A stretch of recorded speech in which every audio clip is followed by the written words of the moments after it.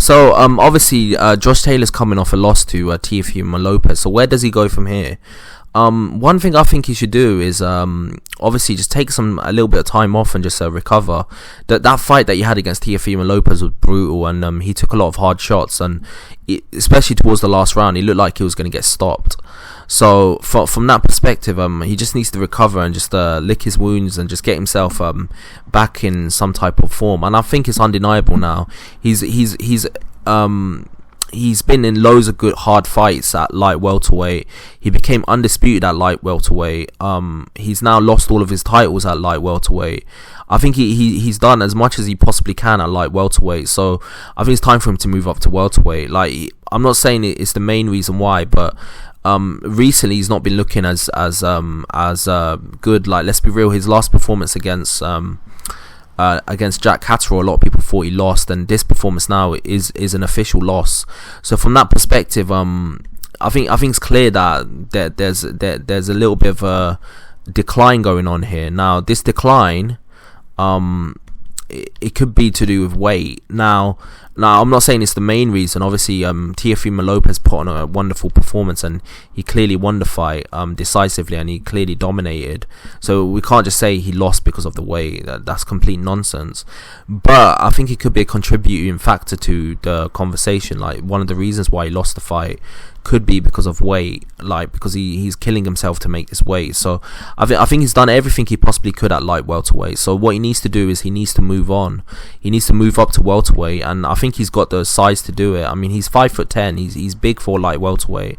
I think he's decently sized for welterweight. Just to put it into context, Floyd Mayweather, who's been a career welterweight, was like 5'9", 5'6", 5'8". So he's got a good 2 inches over somebody who was a career welterweight, and I think he would generally tower over most of the people that are at welterweight. Josh Taylor is a big dude, so he can easily make the weight, and I think it'll be a good way for him. Like, he's lost his titles. What else is there for him to do at welterweight? There's nothing there for him. So what he needs to do is literally just go to light welterweight. Obviously this is after he licks his wounds and recovers from what was a very grueling fight.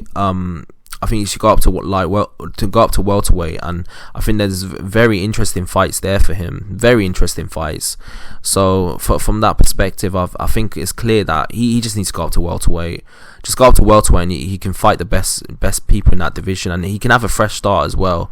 I mean, just to put it into perspective, because Teofimo Lopez, even after he lost his titles at lightweight to Kambosos, he was able, after just a couple of fights, get a fight against the highest ranked light welterweight on paper, which is obviously Josh Taylor. So Josh Taylor, if he goes up to welterweight, it wouldn't take him too long to get a title shot. Obviously, we've got to see the outcome of Errol Spence versus Crawford, but I don't think it will take him too long to get a title shot because of everything he's accomplished at light welterweight. He's probably going to get fast tracked a bit. Like, it tends to happen. It's not fair that like fighters should get a ranking within their weight class before they get a title shot over fighters that have been trying to do that for the past several fights. But the fact is, it's the politics of boxing. Josh Taylor has been on pay-per-view 2-3 times. He's been undisputed. He's been in very high-profile fights. So if he moves up to welterweight, it's more than likely that he's gonna get good fights, and he's gonna get something going. So he just needs to go up to welterweight. In terms of who he fights at welterweight, first of all, I think he needs a tune-up fight. So he just needs to get a victory any way he can at welterweight, acclimate himself to the weight. And then eventually, I think he should just work his way up by fighting good opposition.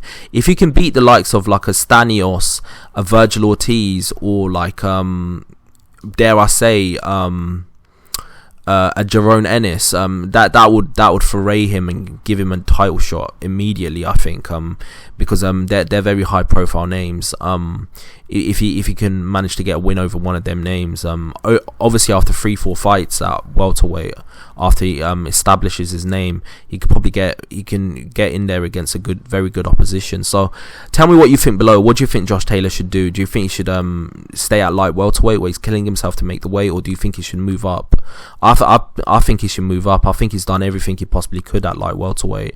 He won all of his titles there one by one. He became undisputed. He then was in a performance against Catterall where a lot of people thought he lost, and then finally he vacated all the belts to get a fight against Catterall, but then that fell through, and then finally he's got his first loss, and he lost his WBO title to Teofimo Lopez. So I think he's done he's exhausted every option that he possibly can at light welterweight. I think he should go up to welterweight. I think that makes the most sense, because he's killing himself to make welterweight at this point in time. So to make light welterweight at this point in time. So yeah, tell me what you think below, and like and subscribe to the channel. I've got a lot more content coming your way. Peace.